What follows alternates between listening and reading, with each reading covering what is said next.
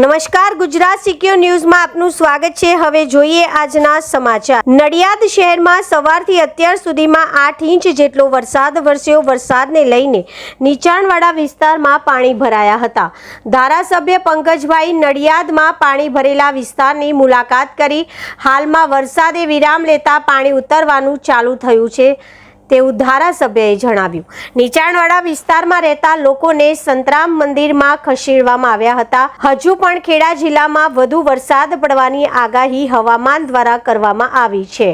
ધારાસભ્ય લોકોને સાવચેત રહેવા માટે સૂચના આપી રહ્યા છે। તમામ વિસ્તારમાંથી હાલ પાણી ઉતરવાના ચાલુ થયા છે। નડિયાદ મહાનગરપાલિકામાં કરોડો રૂપિયાના ખર્ચે હાલ ડ્રેનેજ લાઇનની કામગીરી ચાલુ છે। અહેવાલ કિરણ કુમાર ગોહેલ, ગુજરાત સિક્યોર ન્યૂઝ, હળદરી, આંકલાવ।